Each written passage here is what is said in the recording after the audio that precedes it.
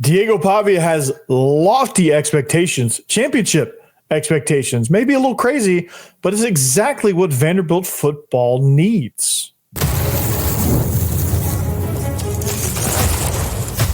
You are Locked On Vandy, your daily podcast on the Vanderbilt Commodores, part of the Locked On Podcast Network, your team every day. Happy Friday. Welcome into the Locked On Vandy podcast on the Locked On Podcast Network. I'm your host, Corey Burton. Today, we're going to dive into the comments that Diego Pavia made in his most recent interview. It's crazy to think about having championship college football playoff expectations at Vandy, but if you're going to flip the mindset and the culture of the team, this is exactly what needs to happen, and this is exactly the person that needs to be delivering this message. After that, we're going to explore a red-hot Vandy basketball team and see if they can continue their run at Memorial versus Mizzou. I believe they're in the dance. Now it's just a matter of seeding. Can they beat a strong Mizzou team? What needs to happen? Then we wrap up the show by previewing the Vandyboys' second West Coast trip. They do have some starting pitching questions that need to be answered, and I do believe that you're going to find some answers there. So thanks for making Locked On Vandy your first listen each and every day. We're free and available wherever you get your podcast and on YouTube as a part of the Locked On Podcast Network, your team every day. So Diego Pavia, this is a quote pulled from a 24/7 article, Vandy 24/7 article written by Robbie Weinstein. But this article is absolutely great. This is exactly the mindset that you want to see at Vandy. This is exactly the type of article that you want to read when you have a team that has been terrible, but is in need of a drastic culture shift. This is that drastic culture shift. This is that shocking, jarring type comments of like, whoa, what is this coming out of Vandy? So here's what Diego Pavia had to say. We got all the talent we need. You look back at it, we had a lot of close games that we won and a lot of close games that we lost. And so if we get all those close games to go our way and we have a little margin of 4.25, and if we take the over on that, we'd be in the playoffs last year. So I don't know what the 4.25 means or any of that, but it just means that it just means this: a win over Georgia State, a win over Missouri, and possibly – you finish out against LSU and possibly finish out against Tennessee, and you're in, right? You're in the college football playoff. You're ranked. You're there. You're right there in the conversation. I don't know if you actually get in, but you're there. And so he's not totally wrong. And I know a lot of people are probably seeing that, and they're seeing this interview and going, "Wait a second, Vandy has 10 bowl appearances ever. They've lost 85 games, or they've lost 85 more games than they have won in the history of their program." Diego Pavia is talking championships at a program that hasn't hardly had any bowl games. That has just been pretty awful and remarkably awful in some years. And so when you hear that stuff, you're just like, what is he doing? What is he saying? Like, why is he saying all this? And I know the average fan, the other college football fans are probably rolling their eyes and like, oh, it's just Diego Pavia. He's cocky. He's he's just being a character and all that stuff. But to be honest, this guy truly believes all this. And I'm right there with him because, he said this first line, we got all the talent we need. He believes that. We got all the talent we need. Did well in the portal. Have got a lot of guys coming back, one of the highest return, 9 starters coming back on defense, and you have more experience. If you look at returning production, they weren't all together, but you do have some experience coming back at the safety position, albeit that experience is down at Florida Atlantic with CJ Hurd. But this is going to be a team that's going to be very, very special when it comes down the stretch. So what Vandy's trying to do and what Diego Pavia, his sole mission for Vandy, one of the reasons he wanted to come back, one of the reasons is because he wanted to continue playing football. But I think he truly believes that with the season that they had last year, beating Alabama, going 5-1 in the middle six, having having games where if they had just slightly more depth, they would have beaten LSU. Slightly more depth, they probably, make it close. If not, maybe get the upset against Tennessee. South Carolina just bludgeoned them to death. Maybe more depth makes that game a little different. I'm not sure about that. It was a 28-7 thrashing, but you get in there. Maybe you beat Texas. If you had a little more depth, you're able to do some things in the middle of that game that keep you in contention and probably nudge you ahead. There's a lot of factors involved when you look at what Vandy's been able to do, that they are just still, as a program, it's hard to wipe away that mentality. The mentality that ended in 2023. The one little thing goes wrong and it's just, oh, what was me? This is not good. We suck again. And, that kind of thing. Like, you had a lot of that mentality still in the program early in the season. They had that big win against Virginia Tech, but mind you, in the second half, that mentality reared its ugly head. And it was very much mirrored what basketball went through.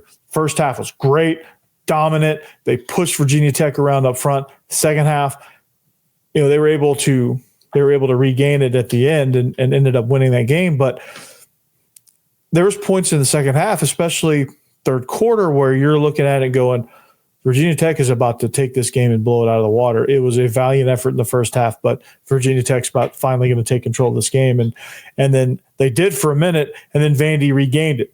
So it's like that old mentality of here we go again, playing down to the competition. It popped up at moments early in the season. Georgia State, it popped up on the bus ride over, and it didn't end until the end of the game. Missouri, and then Missouri was kind of the start of the new Vandy. Like I think that shook them. Like that Georgia State game shook them. So although I don't think it, you don't like losing, especially to Georgia State in the manner that you lost to Georgia State, where they roared down the field to win the game. You don't like losing that game, but at the end of the season, you look at it, and it actually was a catalyst for the rest of the season. And so that mentality, that's when you started seeing Diego Pavia really, catch fire. Like the Virginia Tech game, you're like, okay, first game, excitement, things like that. They weren't ready. He's going to regress back to the mean, and Vandy's going to, be 3-8 or, 3-7 or 2-8 or whatever the record. And, they're going to win probably 2 games or 3 games. And that's going to be it. And it was like a switch flipped. And Diego Pavia was like, hey, we're going to win. And I guarantee you, after that Georgia State game, he's like, guys, we're going to win. Just hang in there. Let's bust our ass. We're going to win. And that's what happened. Like, we got the talent in the room. We're going to win. That almost happened against the top 10 Missouri. It did happen against the number 1 team in the country at Alabama. And it did happen against Kentucky on the road, which road games, Vanderbilt, they don't go together usually. They won on the road against Auburn. They took Texas to the wire. It was a really good stretch for them in that middle 6, and then down the stretch run of the season, it was not good. But I think the championship mentality is definitely what they need, though, because you're looking for, now that you come off of that season, right, where you had moments of like extreme brilliance, where it's like this mentality, they believe, they start making plays, they start playing above their weight, they start saying, okay, we're going to be the dominant team in this game, and that's what it was. So you saw glimpses of that. You saw glimpses of the old mentality in there too, and I think that is kind of why your season was the way it was. So if you're trying to get your team into a championship mentality, if you're trying to get your team to be competitive year in and year out, and not just have to rely on fluke years where you catch somebody off guard, how do you build a sustainable program? Well, it starts with mentality. It starts with how you believe your team and your program is, and how it operates in every system of the program, the training systems, the academic systems, the mental health systems, the nutrition systems, the offense, the defense, the special team, the coaching staff, the scouting, the recruiting, the portal, the NIL, every system has to have that flow to it. It's like a river, okay? And I may write a book on this. It's like a river. Like when you have a river that's flowing quite nicely, it's flowing, powerful. It's there. It's always there. It's strong. There's plenty of, it's a rushing, really healthy river. There's no impediments. There's no things blocking the flow. It's very smooth. And that's what Vandy turned into. And there was a few impediments there, but I think the river, as it gets stronger, those impediments are going to get knocked out, and you're going to have a good, smooth, strong river. They're working on getting those impediments, all those impediments out of the way. The emotional interference that Kurt Page and I have talked about. So the mentality of this is you can't go in thinking, hey, we're happy with the bowl game. We're satisfied with the bowl game. You can't go in thinking that. And Diego Pavia went in there not thinking that. And he's like, it's championship or bust, right? It is, we're here to win championships. We're not thinking, okay, we're going to be happy with the bowl game. We're thinking it's championship time. And that's how you have to think. And then of course, that runs its course through the team. And all of a sudden you're looking at it going, okay, we're starting to believe. And then guys believe that they can win. And then they start actually winning. And then when they start actually winning, they're like, we can keep doing this. And then so on and so forth. Then you get recruits are like, okay, they have an actually winning program. They have good NIL. They have good systems. It's a strong, I'll give you this analogy. If you're going to put your boat in a river, you want a river that's strong, that flows, that has no impediments, it's going to be a smooth ride? Or do you want a river that might turn into a creek at some point? But then if you take your boat out of the water and walk it down to the part where it's like an inconsistent river, or do you want to take your boat down to the river and it's just a creek bed, and you're like, there was a river here, and that's those are the stages of Vandy's season, and so, or Vandy's program, I should say, over the course of multiple seasons. Right now, they're a pretty strong river that has some impediments, but they're working on getting those impediments and washing them out with a strong river. So this is going to be an interesting season for Vandy. Is it really happening? Is the mentality really going to set in? Is Diego Pavia's comments now? Do I think they're going to make the college football playoff? No. Okay, but it's not about, hey, we're going to make the college football playoff. Like, he's not Joe Namath here guaranteeing college football playoff. I think, even as crazy as that sounds, that's not going to happen. But I think the mentality of expecting that is kind of where he's getting at. He's getting at hey, we have to grow to expect that and play to that, because you do play up to your standard. Whatever standard you set, if you're okay with the bowl game, then that's going to be about the ceiling of how you play. If you're not okay, if you're striving for college football playoff, you're going to reach some excellent heights on your way, and you're going to see a lot of growth and development on your way up, on that climb up. So anyway, I thought that was interesting. Diego Pavia, yeah, he could be a little bit crazy. He could, by saying all that stuff, and people are going to think that, but I think it's brilliant. He's not crazy. He has lofty expectations, and he's trying to set that as the standard for the program. And that is exactly what they need. So speaking of awesome, speaking of lofty expectations, going to the dance in year one was not on my bingo card. It's a pleasant surprise. But Mark Byington is absolutely crushing it. Can they stay hot against Mizzou? We'll talk about what they need to do next. But the first thing you need to do is you need to figure out what Fabric by Gerber Life is. Because life moves fast, especially when you have a family. One day you're watching your kids take their first steps, and before you know it, they're off to college. That's why securing their future is so important. Fabric by Gerber Life makes it simple to get term life insurance that fits your family's needs. With Fabric, you can apply for term life insurance online right from your couch. You can be covered in under 10 minutes, and in many cases, there is no health exam that is required. So, peace of mind. Everyone loves peace of mind. As a parent, I want to make sure my family is financially protected no matter what happens. Fabric gives me the peace of mind. Affordable coverage, you can get $1 million in coverage for less than $1 a day. So protecting your family and your loved ones doesn't have to break the bank. And you get also things beyond life insurance. Fabric also offers free digital wills and access to investment accounts to help you plan for your children's future. So join the thousands of parents who trust Fabric to help protect their families.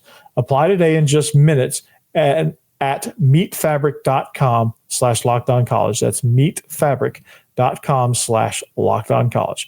Policies issued by Western Southern Life Assurance Company, not available in certain states. Prices subject to underwriting and health questions.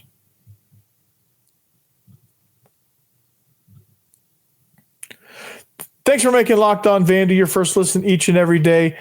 Make sure if you want a second listen, Locked On SEC is great. Chris Gordy, his perspective, his commentary, covering the greatest conference in all the land, the SEC, is absolutely brilliant, and you should check that out. Also, if you want good exclusive commentary, Locked On Ole Miss with Stephen Willis is a really good show. Even if you're not an Ole Miss fan, just his perspective is good. If you want some diversity in that regard, there you go. So,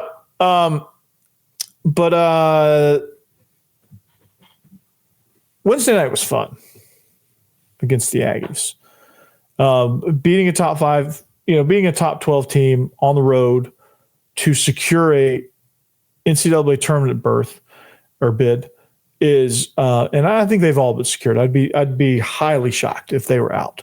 The only reason I think they would be out is if they get absolutely destroyed and rolled over these next 4 games, but I don't think they will. So they got a nice home game against Missouri coming up. Missouri, a strong team, beat Bama last week, I think it was.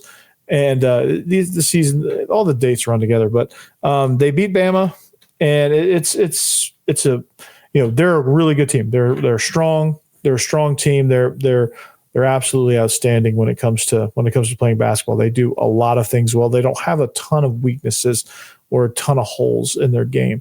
So Vandy's going to need to be on point if they want to win this game. So can they stay hot, I think is the question. They're playing for seeding now. So I think there's still a lot to play for, and there's still some things out there that they can do and that they can accomplish. Like, the more games they win, the higher seed they're going to get. Like, and they may even try to play themselves into an SEC tournament bye. When I say that, it means they may not have to play on the first night versus having to play on the first night. So we'll see how that shakes out. There's a lot of basketball left for conference tournament seeding, and then of course seeding for the NCAA tournament on Selection Sunday. So here's kind of where I'm going here. Keys to success versus Mizzou. As you saw, if you can get Tyler Nickel heated up early and keep him heated up often, he can do some great things for you. He hit 7 threes against Texas A&M. I'm not sure where that shooting was earlier in the year, but you know what they say, better late than never. It's always good to have that, and it's a welcome thing. Vandy being a good shooting team was not something I envisioned at a certain point midway through the conference season.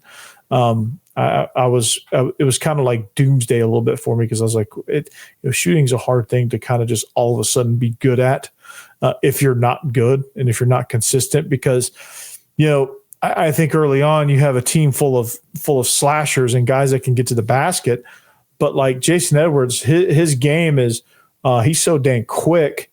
He's not a shooter. He's actually, watching him shoot threes is kind of painful, but that dude is lightning quick, and he can lose you in a phone booth and get to the rim and finish and get beat around. Like he's like kind of his style, not saying he's Dwayne Wade, but his style is Dwayne Wade. just a natural scorer that will sacrifice his body to score a basket. And he's quick as hell. So you need to get him the ball, get him going to the rim. Don't let him and McLaughlin shoot threes. Just don't do it. But Jason Edwards is great when he can get to the rim. But Tyler Nickel, he's the three-point guy. Get him the rock. Let him shoot. The next thing is play to your identity. Attack the rim. Dictate the tempo. Your identity is physical. Your identity is defense and getting steals and getting buckets in transition and moving the ball around and controlling the pace of the game and attacking the rim. That is your game. You're better when you can the more you can get the ball down to the rim. And getting the ball down to the rim is not just four guys standing around the perimeter and dumping a lob in pass to Jalen Carey and saying good luck. It's moving the ball, getting guys off their spots and creating lanes and finishing at the rim. So there's that. And then taking care of the ball, right? Stupid turnovers. That's what usually gets these second half meltdowns started.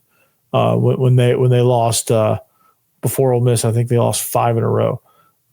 When they were melting down in the second half, it was some stupid turnover that was. And every time they did it, it was like, okay, this is the stupidest turnover I've ever seen. And then they outdo themselves later. And then they get into this meltdown, and then they can't do anything after that. So take care of the ball, play aggressively on defense. Again, if you're playing to your identity and sticking to your identity and dictating the tempo of the game, you're there.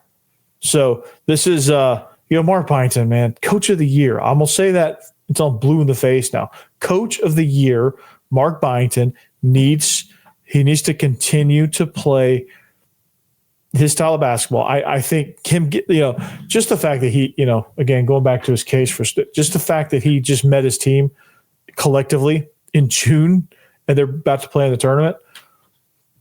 Pretty impressive. Pretty impressive. So regardless of the result on Saturday, it's going to be a tough, hard-fought game. And I think, they've started to figure some things out mentally, and I think they're getting better. And you can see the improvement that they're making. And, I'll on later episodes, I'll kind of give you reasons why I think Mark Byington is successful. Because, I think the short version of it is he has the perfect demeanor for this team.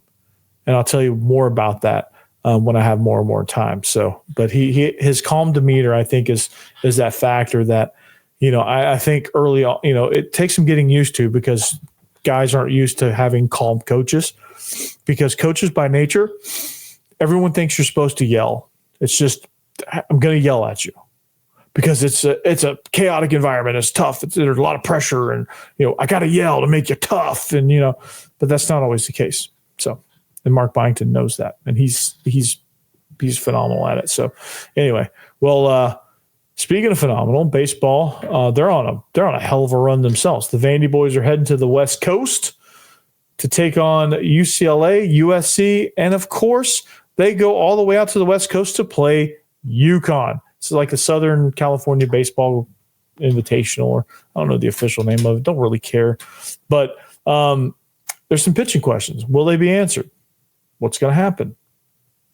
We'll talk more about it next. What we're going to talk about now is PrizePicks. Because March basketball is here, and there's no better way to get in on the action than with PrizePicks, the best place for daily fantasy sports. With PrizePicks, you pick more or less on at least 2 player projections, and if you're right, you can win up to 1,000 times your cash. It's fast, easy, and it keeps the game very exciting. So this week, I'm looking at Jason Tatum for more than 29 points and Anthony Davis for more than 12 rebounds. It's quick and easy. I love how I can make my picks in less than 60 seconds and stay engaged all game long. And, of course, the fast payouts. When I win my money, it hits my account in as little as 15 minutes. No waiting around. And Taco Tuesday. PrizePicks offers even weekly promos like Taco Tuesday, where you get discounted player projections for even more value. So download the app today and use code LOCKEDONCollege to get $50 instantly after you play your first $5 lineup. That's code LOCKEDONCollege for $50 instantly after you play your first $5 lineup. PrizePicks. Run your game.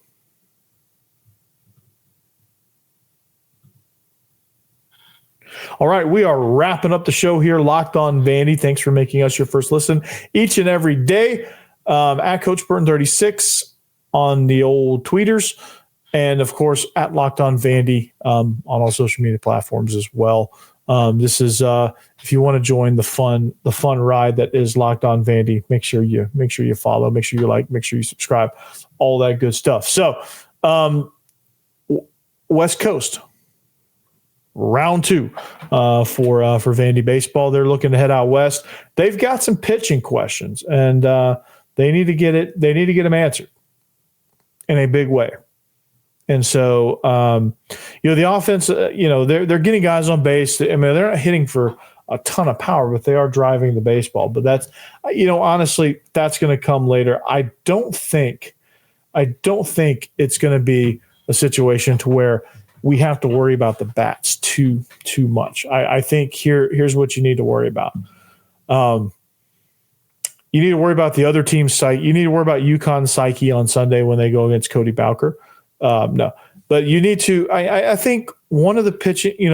There's going to be some changes. Okay, because there's some guys that are out there that are probably going to start playing above their competition, and I think McIlvain is in trouble here.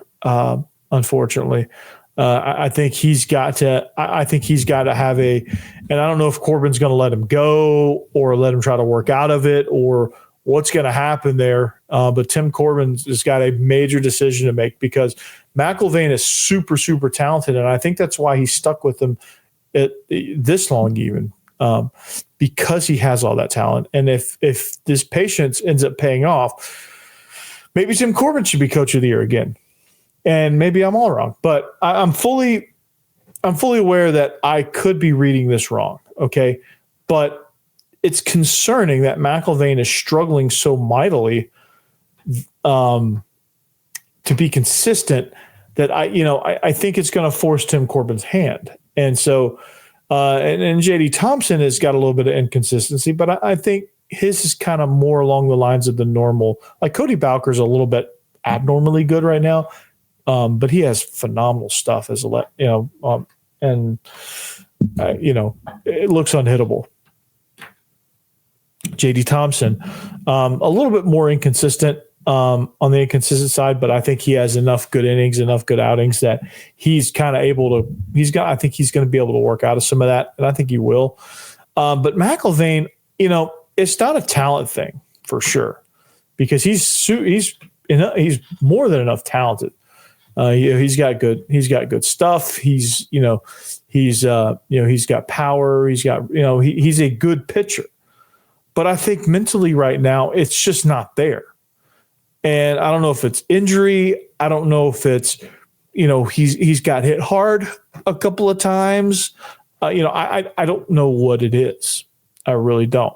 There's a lot of factors involved with pitching. Pitching is a very mental game. And so I don't know that, he still also might be raw as a pitcher as far as his approach on the mound, as far as how he sets up hitters. And I don't know if he's just going out there just throwing. I don't know what's going on, in his head. I don't know, how he's approaching things. And so this could all be a mental thing where he just needs to step back, maybe work in the bullpen and work through as a midweek guy to still get his positive work.